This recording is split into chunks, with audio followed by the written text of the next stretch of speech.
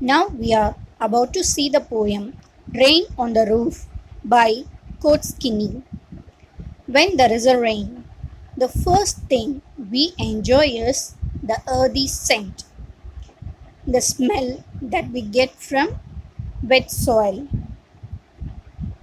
Many times, when we hear the rain that falls on the roof or any other thing, we recollect some of the past incidents in our life. In the same way, the poet Kurt Skinny too recollects some of the past memories of his life when he hears the sound of the rain that falls on the roof. The poem Rain on the Roof is the most popular poem of Kurt Skinny. The rain on the roof brings back the memories of the past of the poet. What memories he brings back, let's see in the poem. The poem starts with a stanza. When the humid shadows hover over all the starry spheres, and the melancholy darkness gently weeps in rainy tears. What a bliss to press the pillow of a cottage chamber bed and lie listening to the patter of the soft rain overhead. Let's see line by line. When the humid shadows hover. What is humid? Yeah, humid means wet. So here, humid shadows refers to the clouds.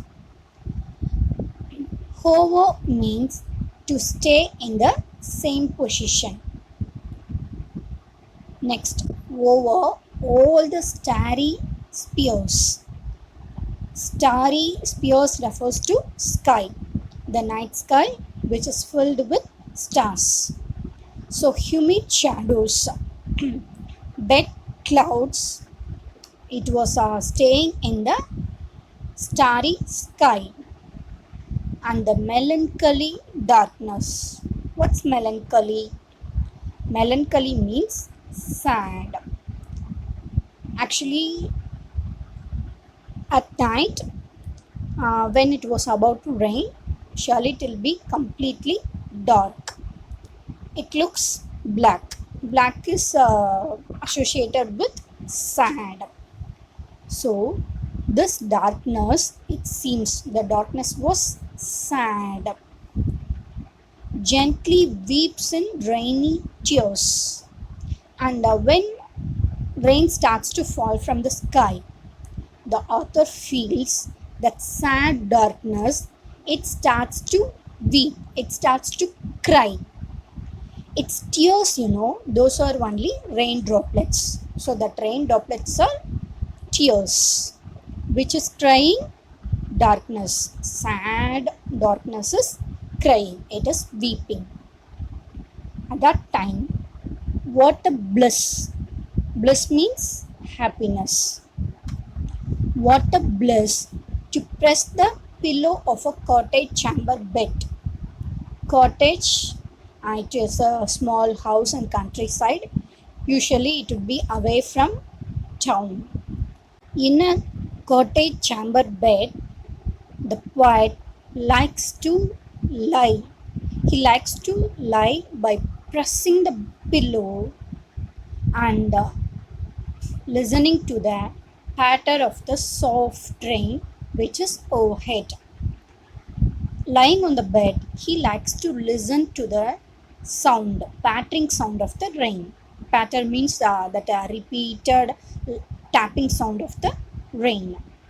Lying on the bed, the poet likes to listen to the patter of the soft rain which falls overhead. Overhead is above head, it falls on roof, so only it is referred as overhead. See the second stanza. Every tinkle on the shingles has an echo in the heart, and 1,000 dreamy fancies into busy being start, and 1,000 recollections weave their threads into woof as I listen to the patter of the rain upon the roof. Let's see line by line. Every tinkle on the shingles. Tinkle means a light and clear sound on the shingles. Shingles is a thin piece of building material. Usually it is the roof tile. It can merge one with another so that it forms a roof, as you see in the picture. So the rain droplets which make the sound on the shingles, it has an echo in the heart of the poet, and 1,000 dreamy fancies into busy being start. On hearing the sound, the author had a lot of dreams, dreamy thoughts. Thousands of thoughts entered into poet's mind, and 1,000 recollections weave their threads into woof.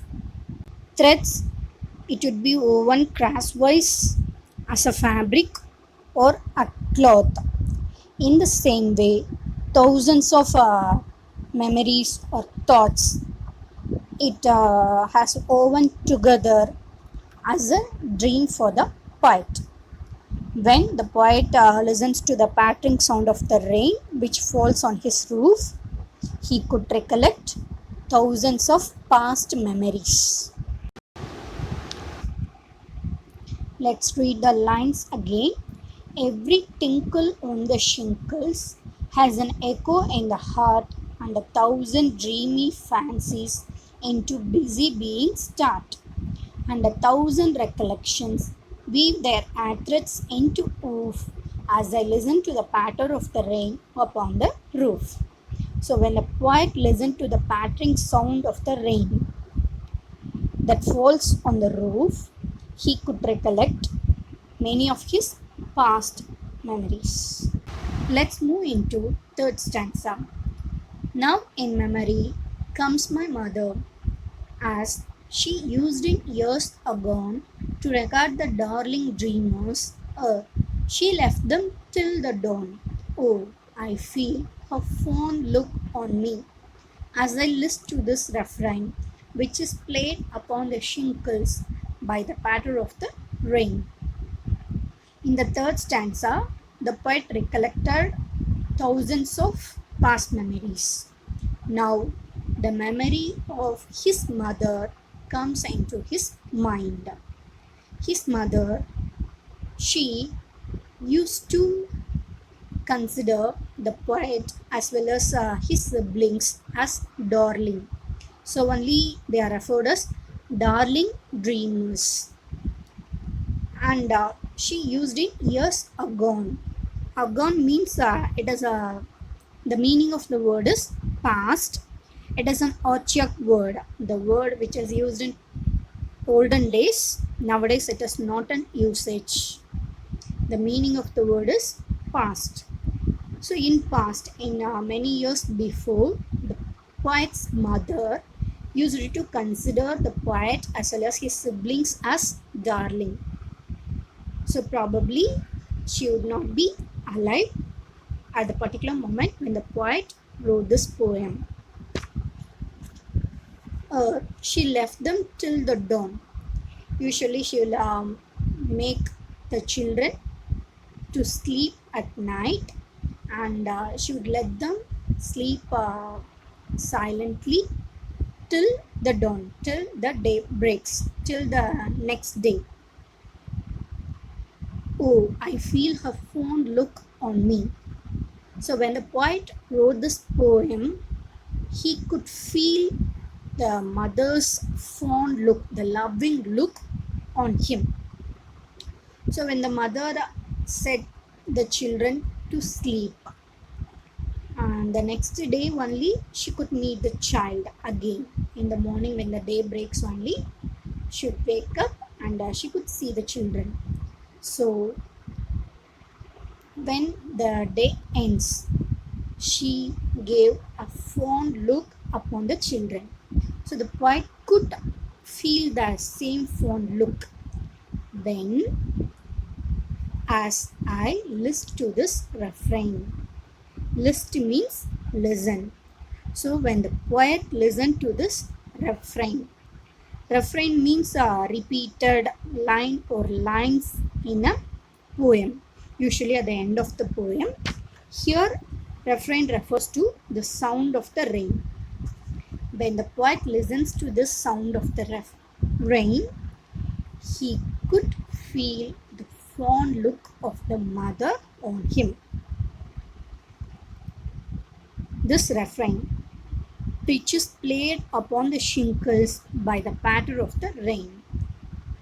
So the sound of the rain, which is played on the shingles by the patter of the rain. So when the poet hears the patter of the rain which falls on the shingles, he could recollect his mother's fond look. When the humid clouds, the clouds which is laden with water, starts to shower, the poet likes to lie in his bed and listen to the pattering sound of the rain. The rain droplets, when it falls on the shingles, it makes some sound. The same sound, it echoes in the poet's heart too. When it started to echo, the poet had thousands of memories in his mind. Among them, the prominent one is memory of his mother.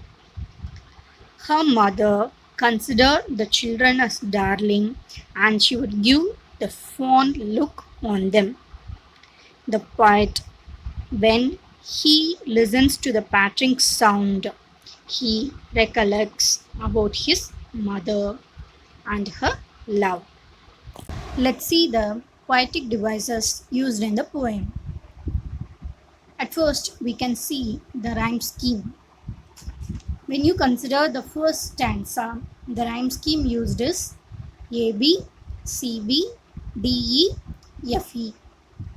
See the last word of the first line, hover. As it is the first one, we can give the name as A. See the last word of the second line, spears. It doesn't rhyme with hover, so we can give B. See the last word of the third line, darkness. It doesn't rhyme with hover or spears, so we have to name it as C. See the last word of the fourth line, tears. It rhymes with spears, so we have to write as B. So AB, CB, spears, tears. It only rhyme. See the fifth line, pillow. So we have to name it as D. Next one, bed. So we have to give E. Then patter. So we can name as F. Then overhead. It rhymes with bed. Bed, overhead. So E, E. So the first stanza, it has the rhyme scheme AB, CB, DE, FE. Then the next poetic device is used as alliteration. Alliteration is nothing but repetition of consonant sounded two or more words in a line. See the first line, humid, hover.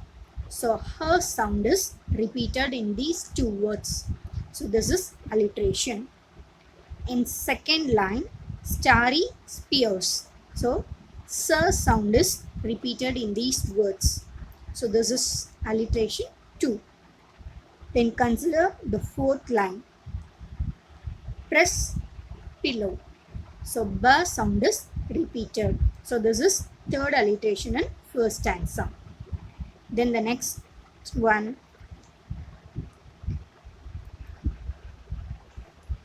see the seventh line, lie listening. La sound is repeated. So repetition of consonant sound is alliteration we have seen 4 alliterations in first stanza. Then the next poetic devices is personification. Personification, already we know very well. Inanimate object, non-living things is considered or given the characters of living things. See the third line. Melancholy darkness gently weeps in rainy tears. Actually, weeping, it is the action of human beings. Darkness or sky, it won't weep. So, human quality is given to an inanimate object. So, this is personification. Then the next figure of speech we are going to see is onomatopoeia. This may be something new to you. This is not much difficult. It is very simple only. The sound of a thing is given and make us to understand the action. For example, if you read the word meow, you could understand that is the sound of a cat. So instead of writing, the cat is giving sound. So the author or else the poet may use the word meow. Ha ha. When you hear the word, we can understand that is a laughing sound. So by giving the sound, making us to understand the action is called onomatopoeia. Here in 7th line, patter, that is the repeated tapping sound of the rain. So by giving the sound, the poet makes us to understand that the rain droplets continuously it was falling on the roof and creates the sound. Let's see the poetic devices in second and third stanza. First of all, let's see the rhyme scheme of the second stanza. Second stanza and third stanza also follows the rhyme scheme A, B, C, B, D, E, F, E, just like stanza 1. So we can say the poem Rain on the Roof follows the rhyme scheme A, B, C, B, D, E, F, E. Let's see second stanza at first. The last word of the first line in second stanza, shinkles. Then in the next line, heart. So A, B. Then fancies. C, start. Start rhymes with heart. So heart and start takes B. A, B, C, B. Then see the fifth line, recollections. Then sixth line, oof. Seventh one, patter. And eighth one, roof. Oof and roof, it rhymes. So we have to give E. So this stanza also follows the rhyme scheme A, B, C, B, D, E and F, E. See the third stanza, mother, agon. Dreamers, dawn. Dawn, it rhymes with agon. Then me, refrain, shinkles, rain. Refrain and rain, it rhymes. So this stanza also follows the same rhyme scheme. Then we can notice some of the alliterations in these stanzas too. See the fourth line of the second stanza, busy, being. So B sound is repeated. In the sixth line, there are threats. They are threats. The sound is repeated. Then in the last line of the second stanza, rain, roof. R sound is repeated. Then in third stanza, first line, memory, my mother. M sound is repeated. So this is alliteration. Then in the third line, darling, dreamers. The sound is repeated. Then in the fifth line, feel, fond. First sound is repeated. So these are all alliterations. Then in second and third stanzas too, we could see the word patter. So this is onomatopoeia. So throughout the poem, we could see the poetic devices such as alliteration, personification, and onomatopoeia. In second stanza, see the sixth line, weave their air threads into woof. Actually, here the poet has given as if the recollections, the thoughts, they were weaving as if like woof. So, weaving threads into woof is the activity done by human beings. It couldn't be done by recollections and all. So, this is also personification.